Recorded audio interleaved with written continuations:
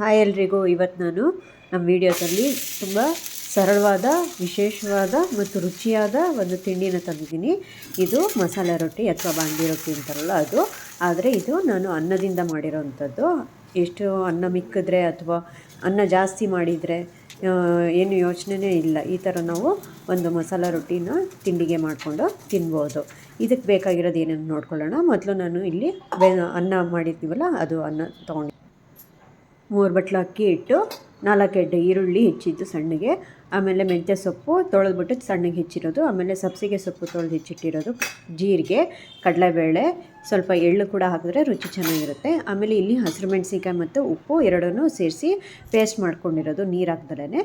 ಆಮೇಲೆ ಎಣ್ಣೆ, ಆಮೇಲೆ ನೀರು ಹಿಟ್ಟು ಕಲಿಸ್ಕೊಳ್ಳೋದಕ್ಕೆ ನೀರು. ಮೊದಲಿಗೆ ಇಲ್ಲಿ ನಾವು ಅನ್ನನ ತೊಗೊಂಡು ನೋಡಿ, ಇಲ್ಲಿ ನಾನು 1 ಬಟ್ಲಷ್ಟು ಈ ಅಳತೆನಲ್ಲಿ ಅನ್ನನ ತೊಗೊಂಡು ತಟ್ಟೆಗೆ ಹಾಕ್ಕೊಳ್ತಾ ಇದ್ದೀನಿ. ಈ ಅನ್ನಕ್ಕೆ ನಾವು ಹಿಟ್ಟನ್ನು ಮತ್ತು ಹೆಚ್ಚಿರೋದನ್ನೆಲ್ಲನೂ ಸೇರಿಸ್ಕೊಂಡು ತೊಗೋಬೇಕು. ಈ 3 ಬಟ್ಲು ಅಕ್ಕಿ ಹಿಟ್ಟನ್ನು ನಾನು ಸೇರಿಸ್ಕೊಳ್ತಾ ಹೋಗ್ತೀನಿ. ಈ ಅನ್ನ ಮತ್ತು ಅಕ್ಕಿ ಹಿಟ್ಟು ಸೇರಿಸಿ ಮಾಡೋದ್ರಿಂದ ರೊಟ್ಟಿ ಜಿಗಿ ಬರುತ್ತೆ, ಅಂದರೆ ಚೆನ್ನಾಗಿ ತಟ್ಟೋದಕ್ಕೆ ಈಸಿ ಆಗುತ್ತೆ. ನೋಡಿ, ಇಲ್ಲಿ ನಾವು ಯಾವುದನ್ನು ನಾದೋದಿಲ್ಲ, ಏನಿಲ್ಲ, ಆರಾಮಾಗಿ ಮಾಡ್ಬೋದು. ಸಣ್ಣಗೆ ಹೆಚ್ಚಿರೋಂಥ ಈರುಳ್ಳಿ, ಸಣ್ಣಗೆ ಹೆಚ್ಚಿರೋಂಥ ಮೆಂತ್ಯ ಸೊಪ್ಪು, ಸಣ್ಣಗೆ ಹೆಚ್ಚಿರೋ ಸಬ್ಸಿಗೆ, ಜೀರಿಗೆ, ಎಳ್ಳು ಮತ್ತು ಕಡಲೆಬೇಳೆ ಹಾಕೋದ್ರಿಂದ ಬಾಯಿಗೆ ಚೆನ್ನಾಗಿ ಸಿಗುತ್ತೆ ಕ್ರಿಸ್ಪಿಯಾಗಿ. ಆಮೇಲೆ ಇಲ್ಲಿ ಹಸಿರು ಮೆಣಸಿನ್ಕಾಯಿ ಮತ್ತು ಉಪ್ಪನ್ನು ನಾನು ಮಿಕ್ಸಿನಲ್ಲಿ 1 ರೌಂಡು ಸುತ್ತಕೊಂಡು ಪೇಸ್ಟ್ ಮಾಡ್ಕೊಂಡಿದ್ದೀನಿ. ಬಾಯಿಗೆ ಸಿಗಬಾರ್ದು ಮೆಣಸಿನ್ಕಾಯಿ ಅಂದ್ಬಿಟ್ಟು ಪೌಡ್ರ್ ಮಾಡ್ಕೊಂಡು ಈಗ ಹಿಟ್ಟಿನ ಜೊತೆ ಮಿಕ್ಸ್ ಮಾಡ್ಕೊಳ್ತೀನಿ ಎಲ್ಲ ಕಡೆ ಚೆನ್ನಾಗಿ. ಉಪ್ಪು ಮೆಣಸಿನ್ಕಾಯಿ ಎರಡೂ ಒಟ್ಟಿಗೆ ಮಾಡ್ಕೊಂಡಿರೋದ್ರಿಂದ ಮತ್ತು ನಾನು ಉಪ್ಪು ಹಾಕೋದಿಲ್ಲ. ಉಪ್ಪು ಹಾಕ್ಕೊಂಡು ಮೆಣಸಿನ್ಕಾಯಿ ಪೇಸ್ಟ್ ಮಾಡಿಕೊಂಡ್ರೆ ಬೇಗ ಆಗುತ್ತದು, ಪೇಸ್ಟು ಚೆನ್ನಾಗಾಗುತ್ತೆ. ಸೊ ಈಗ 1 ಸ್ಪೂನಷ್ಟು ಉಪ್ಪು ಹಾಕ್ಕೊಂಡೆಲ್ಲ ಮಿಕ್ಸ್ ಮಾಡಿಕೊಂಡು ಈಗೆಲ್ಲ ಹೆಚ್ಚಿರೋಂಥ ಸೊಪ್ಪು, ಈರುಳ್ಳಿ, ಜೀರಿಗೆ, ಎಳ್ಳು, ಕಡಲೆಬೇಳೆ ಎಲ್ಲದನ್ನು ಚೆನ್ನಾಗಿ ಮಿಕ್ಸ್ ಮಾಡ್ಕೋಬೇಕು. ಹಿಟ್ಟು ಮತ್ತು ಅನ್ನ ನಾವೇನು ತೊಗೊಂಡಿದ್ವಲ್ಲ ಅನ್ನ, ಅದಷ್ಟು ಚೆನ್ನಾಗಿ ಮಿಕ್ಸ್ ಆಗಬೇಕು. ಉಪ್ಪು ಖಾರ ಎಲ್ಲ ಕಡೆಗೂ ಮಿಕ್ಸ್ ಆಗಬೇಕು. ಆಮೇಲೆ ನಾನಿಲ್ಲಿ 2 ಭಾಗ ಮಾಡಿಕೊಂಡು ನೀರನ್ನು ಸೇರಿಸ್ಕೊಳ್ತಾ ಹೋಗ್ತೀನಿ. ನೋಡಿ ಫ್ರೆಂಡ್ಸ್, ಇದರಲ್ಲಿ ಅನ್ನ ನಾನೇನು ಮಿಕ್ಸಿನೂ ಮಾಡಿಲ್ಲ, ಹಾಗೆ ಹಾಕ್ಕೊಂಡಿದ್ದೀನಿ.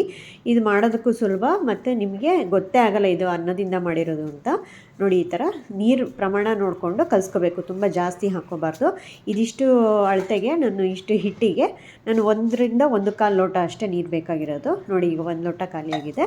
ಈ ಥರ ನಾನು ಡಿವೈಡ್ ಮಾಡಿಕೊಂಡು ಚೆನ್ನಾಗಿ ಮಿಕ್ಸ್ ಮಾಡ್ಕೊಂಡು ನೀರನ್ನ ನೋಡ್ಕೊಂಡು ಕಲಿಸ್ಕೊಳ್ತೀನಿ. ಎಷ್ಟು ಬೇಕೋ ಅಷ್ಟೇ. ನೋಡಿ, ಈ ಥರ ನಮಗೆ ಕೈಯಲ್ಲಿ ತಟ್ಟಕ್ಕೆ ಬರೋ ಅಷ್ಟು ಉಂಡೆ ಮಾಡ್ಕೊಳ್ತೀವಲ್ಲ, ಅದಕ್ಕೆ ಬಂದರೆ ಸಾಕು. ಈಗ ಅಕ್ಕಿ ರೊಟ್ಟಿ ಎಲ್ಲ ಮಾಡುವಾಗ ನಾವು ಕಲಿಸ್ಕೊಳ್ತೀವಲ್ಲ ಆ ಥರ. ನಾದೋದೇ ಬೇಕಿಲ್ಲ ಇದರಲ್ಲಿ. ನಾನು ಎಲ್ಲೂ ನಾದ್ತಾನೂ ಇಲ್ಲ, ಆರಾಮಾಗಿ ಮಾಡ್ಕೋಬೋದು ಈಸಿಯಾಗಿ. ಎಲ್ಲ ಹೆಚ್ಚಿಟ್ಕೊಂಬಿಟ್ರಂತೂ ಬೇಗನೆ ಆಗೋಗ್ಬಿಡುತ್ತೆ. ನೋಡಿ, ಈ ಥರ ಎಲ್ಲದನ್ನು 3 ಭಾಗ ಮಾಡ್ಕೊಂಡಿದ್ದೀನಿ. ಈಗ ನಾವು ಉಂಡೆಗಳನ್ನ ಮಾಡಿಕೊಂಡು ತಟ್ಟಿದ್ರೆ ಆಯಿತು ಅಷ್ಟೇ. ನೋಡಿ, ಈ ಕನ್ಸಿಸ್ಟೆನ್ಸಿಲಿ ಇರಬೇಕಿದು. ನೋಡಿ, ನಮಗೆ ತುಂಬ ತೆಳ್ಳಗಿದ್ರೆ ತಟ್ಟಕ್ಕೆ ಬರಲ್ಲ, ತುಂಬ ಗಟ್ಟಿ ಇದ್ದರೆ ರೊಟ್ಟಿ ಅಷ್ಟು ಚೆನ್ನಾಗಿ ಬರೋದಿಲ್ಲ, ಆಯಿತಾ. ಇದು ಸಾಫ್ಟಾಗೂ ಇರುತ್ತೆ, ಕ್ರಿಸ್ಪಿಯಾಗೂ ಇರುತ್ತೆ. ಆ ಥರ ಇದು ತಾಳಿಪಟ್ಟಿದು ಅಂದರೆ ಮಸಾಲೆ ರೊಟ್ಟಿ. ನೋಡಿ, ಈಗ ನಾನು ಇಷ್ಟು ಉಂಡೆಗಳು ಮಾಡ್ಕೊಂಡಿದ್ದೀನಿ. ಈ ಅಳತೆಯಲ್ಲಿ ಸುಮಾರು 10 ಉಂಡೆಗಳಾಗಿದ್ದಾವೆ ನನಗೆ.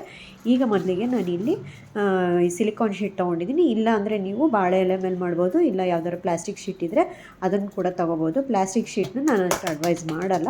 ಸಿಲಿಕಾನ್ ಶೀಟ್ ಮಾರ್ಕೆಟಲ್ಲಿ ಸಿಗುತ್ತೆ, ಅದನ್ನೇ ತಂದಿಟ್ಕೊಂಡ್ರೆ ನೀವು ತುಂಬ ಟೈಮು ಉಪಯೋಗಿಸ್ಕೋಬೋದು. ಇದು ಏನೂ ಆಗೋಲ್ಲ, ಏನು ಪ್ರಾಬ್ಲಮ್ ಇಲ್ಲ ಇದು. ಸೊ ಈ ಥರ ನಾನು ಫಸ್ಟು ಎಣ್ಣೆನ ಸೋರ್ಕೊಂಡು 1 ಉಂಡೆನ ತೊಗೊಂಡು ಈ ಥರ ತುದಿನಲ್ಲಿ, ಬೆರಳು ತುದಿನಲ್ಲೇ ಈ ಥರ ತಟ್ತಾ ಬರ್ತೀನಿ. ಈ ಥರ ಶೀಟ್ನ ಹಿಂಗೆ ಆರಾಮಾಗಿ ತಿರುಗಿಸ್ಬೋದು.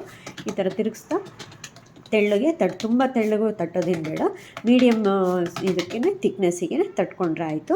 ನೋಡಿ, ಎಷ್ಟು ಚೆನ್ನಾಗಿ ಆರಾಮ್ಸೆ ಸ್ಪ್ರೆಡ್ ಆಗುತ್ತೆ ಫ್ರೆಂಡ್ಸ್. ಇದು ಅನ್ನ ಮತ್ತು ಅಕ್ಕಿ ಹಿಟ್ಟು ಹಾಕಿ ಸ್ವಲ್ಪ ನೀರು ಹಾಕಿ ಕಲಿಸಿರೋದ್ರಿಂದ ಈ ಕನ್ಸಿಸ್ಟೆನ್ಸಿನಲ್ಲಿ ಚೆನ್ನಾಗಿ ಸ್ಪ್ರೆಡ್ ಆಗುತ್ತೆ, ತಟ್ಟೋದಕ್ಕೆ ಈಸಿ ಆಗುತ್ತೆ. ನಿಮಗೇನಿಲ್ಲ, ತುಡಿನೂ ಬೇಕಾಗೋದಿಲ್ಲ. ಈಗ ಕಾದಿರೋ ಹಂಚಿಗೆ ಫಸ್ಟು ಸ್ವಲ್ಪ ಎಣ್ಣೆ ಹಾಕಿ ಟಿಶ್ನಲ್ಲೆಲ್ಲ ಒರೆಸ್ಕೊಂಡು ಹಂಚಿನೆಲ್ಲ ಕ್ಲೀನಾಗಿ ಒರೆಸ್ಕೊಂಡ್ಮೇಲೆ ನಾನೇನು ಇದನ್ನು ತೊಗೊಂಡಿದ್ನಲ್ಲ, ರೊಟ್ಟಿ ತಟ್ಟಿದ್ನಲ್ಲ, ಅದನ್ನು ಹಂಚ ಮೇಲೆ ಹಾಕಿ 2 ರಿಂದ 3 ನಿಮಿಷ ಮೀಡಿಯಮ್ ಫ್ಲೇಮಲ್ಲೇ ಬೇಯಿಸ್ಕೋಬೇಕು. ಅಷ್ಟರೊಳಗೆ ನಾವು ಇನ್ನೊಂದು ರೊಟ್ಟಿನ ತಟ್ಟನ್ನು ಮತ್ತು ಆ ಸಿಲಿಕಾನ್ ಶೀಟಿಗೆ 1 ಸ್ಪೂನಷ್ಟು ಎಣ್ಣೆ ಹಾಕ್ಕೊಂಡು ಚೆನ್ನಾಗಿ ಸವರ್ಕೊಂಡು ಎಲ್ಲ ಕಡೆ ಮತ್ತು ಆ ಉಂಡೆನ ತೊಗೊಂಡು ನಾವು ಈ ಥರ ಮಾಡಿಕೊಂಡು ತುದಿ ಬೆರಳಲ್ಲೇ ಹೀಗೆ ತಟ್ಕೊಳ್ತಾ ಬರಬೇಕು. ನೋಡಿ, ಒಂದೇ ಸಮ ಹಿಂಗೆ ತಿರುಗಿಸ್ತಾ ತಟ್ಟಿದ್ರೆ ಆರಾಮಾಗಿ ಕ್ಲೀನಾಗಿ ಸ್ಪ್ರೆಡ್ ಆಗ್ತಾ ಹೋಗುತ್ತೆ. ನಿಮ್ಗೆ ಜಾಸ್ತಿ ಎಫರ್ಟ್ ಹಾಕೋದೇ ಬೇಕಿಲ್ಲ, ಅಷ್ಟು ಈಸಿಯಾಗಿ ಬರುತ್ತೆ. ಇದಂತೂ ನಾವು ರೆಗ್ಯುಲರಾಗಿ ಮಾಡ್ತಾ ಇರ್ತೀವಿ, ತುಂಬ ಚೆನ್ನಾಗಿ ಬರುತ್ತೆ. ರುಚಿನಲ್ಲಂತೂ ಅಷ್ಟು ಚೆನ್ನಾಗಿರುತ್ತೆ. ಅನ್ನದಿಂದ ಮಾಡಿದಂತ ನಿಮಗೆಲ್ಲೂ ಕಾಣಿಸೋದು ಇಲ್ಲ, ಯಾರಿಗೂ ಗೊತ್ತೂ ಆಗೋದಿಲ್ಲ. ಆದರೆ ರುಚಿ ಮಾತ್ರ ತುಂಬ ಚೆನ್ನಾಗಿರುತ್ತೆ. ಮತ್ತು ಇದು ಯಾವಾಗ ಬೇಕಾದರೂ ನೀವು ಮಾಡ್ಕೋಬೋದು, ರಾತ್ರಿಗೆ ಬೇಕಾದರೂ ಮಾಡ್ಕೋಬೋದು. ಮಧ್ಯಾಹ್ನ ಅನ್ನ ಮಿಕ್ಕಿದೆ ಅಂದರೆ ರಾತ್ರಿಗೆ ಈ ಥರ ಪ್ಲ್ಯಾನ್ ಮಾಡಿಕೊಂಡು ಮಾಡ್ಕೋಬೋದು. ಸೊಪ್ಪು ಏನಿಲ್ಲ ಅಂದರೆ ಸ್ವಲ್ಪ ಈರುಳ್ಳಿ, ಕರ್ಬೇವಿನ ಸೊಪ್ಪು, ಕೊತ್ತಂಬರಿ ಸೊಪ್ಪು ಕೂಡ ಹಾಕ್ಕೊಂಡು ಮಾಡ್ಬೋದು. ನೋಡಿ ಈ ಥರ ರೊಟ್ಟಿ ಎಲ್ಲ ಎಷ್ಟು ಚೆನ್ನಾಗಿ ಬಂದಿದೆ ಅಂತ. ಇದು ತುಂಬ ಕ್ರಿಸ್ಪಿನೂ ಬರುತ್ತೆ, ಬೇಕಂದರೆ ಇಲ್ಲಾಂದರೆ ಸಾಫ್ಟಾಗೂ ಮಾಡ್ಕೋಬೋದು. ಎಣ್ಣೆ ಕಮ್ಮಿ ಹಾಕಿದ್ರೆ ಸ್ವಲ್ಪ ಸಾಫ್ಟಾಗಿ ಬರುತ್ತೆ, ಎಣ್ಣೆ ಜಾಸ್ತಿ ಹಾಕಿದ್ರೆ ಕ್ರಿಸ್ಪಿಯಾಗಿ ಬರುತ್ತೆ. ನೋಡಿ ಈ ಥರ ನಮ್ಮ ತಾಳಿಪೆಟ್ಟು ಅಂದರೆ ಮಸಾಲೆ ರೊಟ್ಟಿ, ಅನ್ನದಿಂದ ಮಾಡಿರೋಂಥ ಮಸಾಲೆ ರೊಟ್ಟಿ ರೆಡಿಯಾಗಿದೆ. ನೋಡಿ ತುಂಬ ಚೆನ್ನಾಗಿದೆ, ಎಲ್ಲೂ ಕಟ್ಟು ಆಗೋದಿಲ್ಲ. ನೋಡಿ ಎಷ್ಟು ಕ್ರಿಸ್ಪಿಯಾಗೂ ಬಂದಿದೆ ಇದು. ಈ ಥರ ನಾವು ಕಾಯಿ ಚಟ್ನಿ, ಮೊಸರು ಮತ್ತು ಖಾರದ ಚಟ್ನಿ ಅಂದರೆ ಕೆಂಪು ಚಟ್ನಿ ಜೊತೆ ತಿನ್ನೋದಕ್ಕೆ ಸೂಪರಾಗಿರುತ್ತೆ. ನೀವು ಈ ರೆಸಿಪಿ ಒಂದು ಸತಿ ಟ್ರೈ ಮಾಡಿ. ಇಷ್ಟ ಆಗಿದರೆ ಲೈಕ್ ಮಾಡಿ, ಶೇರ್ ಮಾಡಿ, ಸಬ್ಸ್ಕ್ರೈಬ್ ಮಾಡಿ ಹಾಗೂ ಕಮೆಂಟ್ ಮಾಡಿ. Thanks for watching.